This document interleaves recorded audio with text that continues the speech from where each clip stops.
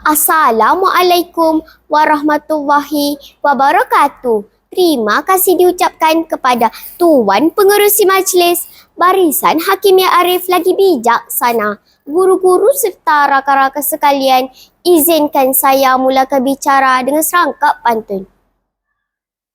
Mari singgah ke Kampung Pandan, santapan laksa enak sekali. Kisah sedih jadikan teladan, ratapan anak tiri tajuk diberi. Aisyah baru saja genap umur 6 tahun. Dalam usia semuda itu, dia telah menghadapi ujian yang amat pedih, iaitu kematian ibu kesayangannya. Dia begitu terasa kehilangan ibu yang amat disayanginya. Ibunya meninggal dunia akibat barah. Kini tinggallah dia bersama bapanya. Bapa Aisyah seorang peniaga. Kini bapanya agak sukar keluar daerah kerana dia tidak mahu meninggalkan Aisyah sendirian.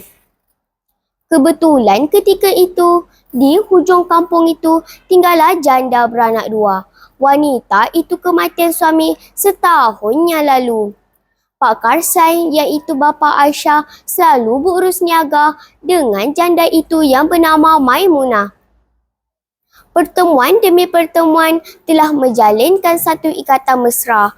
Tanpa berfikir panjang, Pak Karsan pun melamar Maimunah dan kemudian mereka pun berkahwin. Pada mulanya, Aisyah dilayan dengan baik oleh ibu tiri dan 2 adik tirinya. Hidup Aisyah kini mula ceria kembali.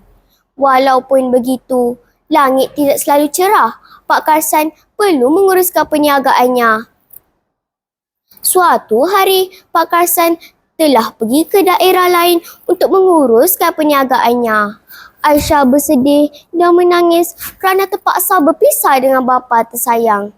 Namun begitu, ibu tirinya pandai memujuknya, maka terubatlah kesedihannya. Selang beberapa minit ketiadaan bapanya, tiba-tiba saja Maimunah mengherdiknya. Apa tunggu lagi Aisyah? Pergi kemaskan segala barang kamu dah berambus. Jangan kau ingat aku sayang akan kamu. Terkejut Aisyah dengan sikap ibu tirinya yang tiba-tiba berubah seperti singa kelaparan. Selama ini aku memang bersabar dengan kamu. Lagipun aku hanya mahukan wang bapa kamu saja. Aku tidak boleh terima kamu lagi.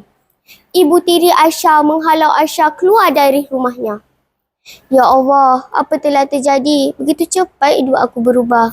Bisik Aisyah dalam hati. Dia bersedih dan menangis dengan sikap ibu tirinya. Namun begitu, dia seorang yang tabah. Suatu hari nanti bapanya akan pulang. Segalanya akan berubah kembali. Dia masih terperanjat kerana kebahagiaannya lenyap dalam sekelip mata. Aisyah keluar dari rumah itu, dia menangis sepuas-puasnya tanpa mengetahui arah tujuannya. Dia seorang anak yang kuat semangat. Dia pergi ke rumah bapa saudaranya di hujung kampung itu. Dalam pada itu, di rumah bapanya, ibu tiri dan adik tirinya sedang merancang sesuatu untuk menipu bapa Aisyah apabila dia pulang nanti. Mereka bersepakat untuk memberitahu bahawa Aisyah jatuh ke dalam sungai semasa mandi dan hilang di bawah arus. Semasa mereka gembira bercerita tentang rancangan mereka, tiba-tiba terpacul wajah Pak Karsan. Pak Karsan sangat marah apabila mendengar Aisyah telah dianiaya oleh isteri dan anak-anak tirinya. Pak Karsan segera menceraikan Maimunah dan menghalau mereka keluar dari rumahnya. Pak Karsan akhirnya berkahwin lagi dengan seorang wanita yang budiman. Wanita itu sangat menyayangi Aisyah. Kini Aisyah bahagia mempunyai ibu yang amat menyayanginya.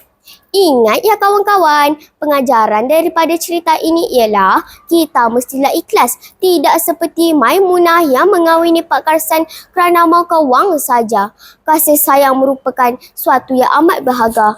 Tanpa kasih sayang, sesebuah keluarga itu tidak akan sempurna. Sekian, terima kasih.